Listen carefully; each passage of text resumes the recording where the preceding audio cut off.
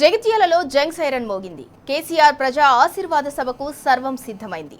నాడు ఉద్యమ సమయంలో 2006లో జరిగిన ధూమ్ధామ్ ఉద్యమ దిశను మార్చింది. 2 దశాబ్దాల తర్వాత అదే మినీ స్టేడియంలో నేడు సభ జరుగుతోంది. విప్లవోద్యమ స్ఫూర్తి నేలపై గులాబీ బహిరంగ సభకు తండోపతండాలుగా జనం కదిలి వస్తున్నారు. కాంగ్రెస్ అరాచక పాలనకు చరమగీతం పాడేందుకు దగాపడ్డ జగమంతా దండుకట్టి గర్జించేందుకు సిద్ధమయ్యారు. నేడు జగిత్యాలలో బీఆర్ఎస్ ప్రజా ఆశీర్వాద సభలో కేసీఆర్ రాక కోసం, మాట కోసం ఎదురు చూస్తోంది తెలంగాణ.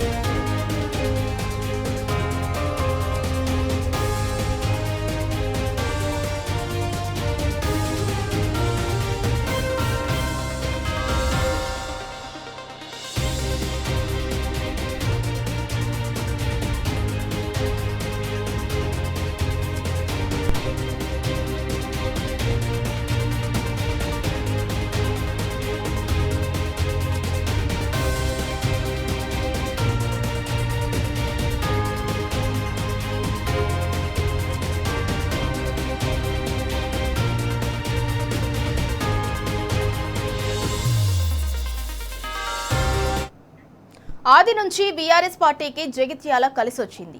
ఇక్కడ సభ ఏర్పాట్లు చేసిన పలు సందర్భాల్లో విప్లవాత్మక మార్పులు, ఫలితాలు నమోదయ్యాయి.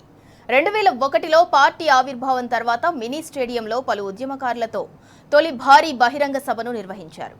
నాడు స్థానిక ఎన్నికల్లో తొలి ప్రయత్నంలోనే గులాబీ పార్టీకి ప్రజలు పట్టం కట్టారు. ఇతర పార్టీలకు చుక్కలు చూపిస్తూ జెడ్పీ చైర్మన్ పీఠాన్ని కూడా కైవసం చేసుకుంది. తర్వాత 2003లో గోదావరి పుష్కరాల్లో తెలంగాణకు జరుగుతున్న అన్యాయాన్ని ధర్మపురి వేదికగా భారీ బహిరంగ సభను నిర్వహించి సీమాంధ్ర నాయకులను నిలదీశారు.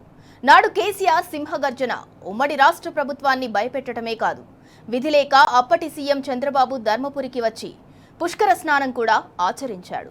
2004లో కరీంనగర్ ఎంపీగా కేసీఆర్ పోటీ చేసి జగిత్యాలలో సభ నిర్వహించారు. కేసీఆర్ ఎంపీగా 1,50,000 భారీ మెజార్టీతో విజయకేతనం ఎగరవేశారు.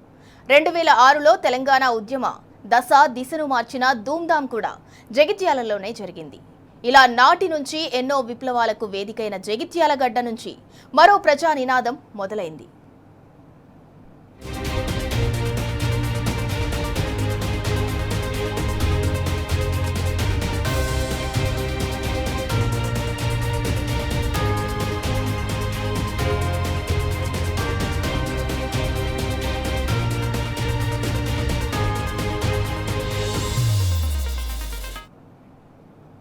ఇక ఇదే అంశానికి సంబంధించి మరింత సమాచారం మా ప్రతినిధులు సందీప్ రావు అలాగే వేణుగోపాలరావు ఇద్దరు లైవ్ లో అందిస్తారు.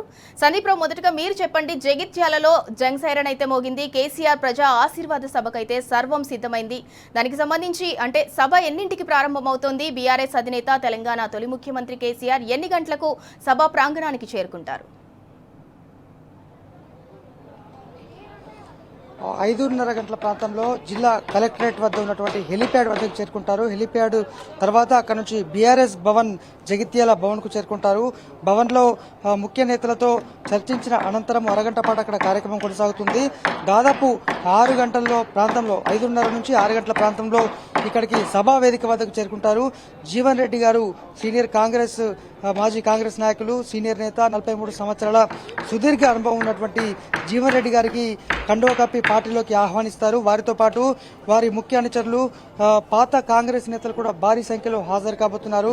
ఇది ఒక కీలక పరిణామంగా చెప్పుకోవచ్చు. ఎందుకంటే ఉత్తర తెలంగాణలోనే ఈ సభ ఒక కీలక మలుపు తిరగబోతోంది. జగిత్యాల జైత్ర యాత్ర నాడు ఎట్లా జరిగిందో జగిత్యాల నుంచే నేడు బీఆర్ఎస్ జైత్ర యాత్ర కొనసాగబోతోంది. ఒకసారి మనం చూడొచ్చు, స్టేజ్ వద్ద ప్రస్తుతం మనం స్టేజ్ ప్రాంగణంలో ఉన్నాము.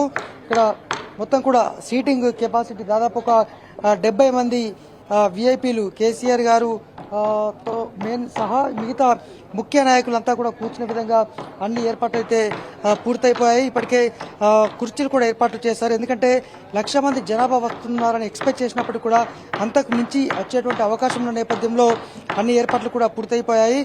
మొత్తంగా ఎండవేడికి అలాగే సభ సాయంత్రం జరుగుతున్నప్పుడు కూడా ఎండవేడి తీవ్రంగా ఉంటుందన్న నేపథ్యంలో ఇప్పటికే దాదాపు 3 లక్షల వాటర్ బాటిల్తో సహా 2 లక్షల మజ్జిగ ప్యాకెట్ కూడా సిద్ధం చేశారు. ఇటు ధర్మపురి, అలాగే కోరుట్ల, జగిత్యాల, చొప్పదండి, వేములవాడ ప్రాంతం నుంచి వచ్చే వాసులకు మార్గ మధ్యంలో సైతము వారికి కావాల్సినటువంటి వసతులను అంటే తాగునీటి సౌకర్యం అయితే కల్పించారు. ఎందుకంటే ఆసక్తిగా ఎదురు చూస్తున్నారు ప్రజలంతా కూడా. కేసీఆర్ గారు ఏం ప్రసంగిస్తారు, ఎటువంటి అంశాలు ఉండబోతున్నారు దానిపైన సర్వత్రా ఆసక్తి నెలకొంది. గత 4 రోజులుగా ఎప్పుడెప్పుడు కేసీఆర్ గారు వస్తారంటూ అంతా కూడా సర్వత్రా ఆసక్తి చూపిస్తున్న నేపథ్యంలో ఈ సభ పైన అయితే తీవ్ర ఉత్కంఠ నెలకొంది. వారు 2.5 సంవత్సరాల తర్వాత ఈ ప్రభుత్వ పాలనపైన తీవ్ర వ్యతిరేకత ఉంది ప్రజల్లో. గ్రామాన ఎక్కడికి వెళ్ళినా కూడా కేసీఆర్ సభ అంటే మీరు చెప్పాల్సిన అవసరం లేదు, తామే స్వతహాగా వస్తాము, అవసరమైతే వాహనాలు అందుబాటులో లేకపోతే సొంత వాహనంలో ఎడ్ల బండి పైన కూడా వస్తామంటూ ప్రజలు చెప్పినటువంటి నేపథ్యం. మరి మొత్తంగా మరొక 4 నుంచి 5 గంటల్లో కేసీఆర్ గారు ఇక్కడికి చేరుకోబోతున్నారు. ఎటువంటి అంశాలపైన ప్రసంగిస్తారనేదే సర్వత్రా ఉత్కంఠ. మరి ఇంకా చాలా మంది ఇప్పుడే ఉదయం నుంచి ఇక్కడికి వస్తున్నారు. ఇదే సభా వేదిక వద్ద సెల్ఫీలు దిగుతూ వారంతా కూడా ఒక ఆనందాన్ని వెల్లువెత్తున్న సందర్భం. చెప్పండి, చాలా రెస్పాన్స్ ఎలా ఉంది? సీఎం కేసీఆర్ గారు మాట్లాడతారంటేనే ఒక ఆసక్తి నెలకొంది, ఏమంటారు? ఆశీర్వాద సభకు కేసీఆర్ వస్తున్నారంటేనే చాలా ఉత్సాహంగా ఎదురు చూస్తున్నాం మేము. సార్ ఎప్పుడు వస్తారా, ఎప్పుడెప్పుడు సార్ను చూస్తామా అని, ఎప్పుడెప్పుడు చూసి ఏం మాట్లాడతారా అని మేము చాలా ఉత్సాహంగా ఎదురు చూస్తున్నాం. ఆల్రెడీ మొత్తం గ్రామాల నుంచి వెళ్ళి ప్రజలంతా తండోపతండాలుగా బయలుదేరి రావడానికి సిద్ధంగా ఉన్నారు. సార్ ఏం మాట్లాడి ఏం చెప్తారా అని కాంగ్రెస్ వైఫల్యంతో చాలా ప్రజలంతా విసిగిపోయి ఉన్నారు. సార్ ఎప్పుడెప్పుడు ముఖ్యమంత్రి అవుతారా, ఈ సంక్షేమ పథకాలు ఎప్పుడెప్పుడు మళ్ళీ మనకు ప్రతిఫలం అందుతాయా అని మేము ఎదురు చూసుకుంటూ చాలా ఉత్సాహంగా సార్ ఎప్పుడు వచ్చి భారీ బహిరంగ సభను విజయవంతం చేయడానికి మేము చాలా కష్టపడి ప్రజలందరినీ మోటివేట్ చేసి అందరి రావడానికి అన్ని వెహికల్స్ అన్నీ అరేంజ్ చేశాము. 1,00,000 మంది కాదండి, 1,00,000 పైన. మీరు చూస్తారు కదా సార్ వచ్చే ముందు ఎంత దారులు అసలు నిండిపోయి, అసలు మనం జనసంద్రాన్ని చూస్తాం. సముద్రం ఎట్లయితుంటుందో ఈ జనాలతోని అట్లా కనబడుతుంది. మీరు చూడండి, కాంగ్రెస్ నాయకుల గుండెలలో రైళ్లు పరిగెడతాయని తెలియజేస్తూ జై కేసీఆర్, జై తెలంగాణ. ఉదయం నుంచే మనం హడావుడి చూస్తున్నాం, పెద్ద సంఖ్యలో చాలా మంది వస్తున్నారు. ఎప్పుడెప్పుడు సార్ వస్తారా చూస్తున్నారు. మరి ఏమనిపిస్తుంది? గత 3 రోజుల నుంచి కూడాను పెద్ద సార్ మీటింగ్ అనగానే ప్రజలు చాలా ఉత్సాహంగా ఉన్నారు. నిన్న రాత్రి కూడా ఇక్కడికి మన జగిత్యాల ఆడబిడ్డలు కానీ, తర్వాత ఇక్కడ ఉన్న వాతావరణం చూస్తూ ఉంటే ఒక పండుగ వాతావరణం. ఈ రోజు కేసీఆర్ గారి ప్రమాణ స్వీకారం ఎలా ఉంటుందో ఆ రోజు 2018లో ఆ విధంగా ప్రమాణ స్వీకారం అంత తలపించేలా జగిత్యాలు మొత్తం కూడా పెద్దసారి కోసం వేచి చూస్తున్న తరుణము ఇది.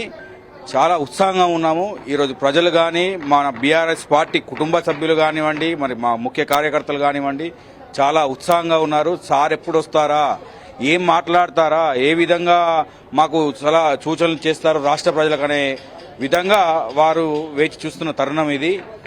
జగిత్యాల జనజీవనుడు అంటే ఈ మా ఉత్తర తెలంగాణ ప్రాంతంలో తెలియని వారు లేరు.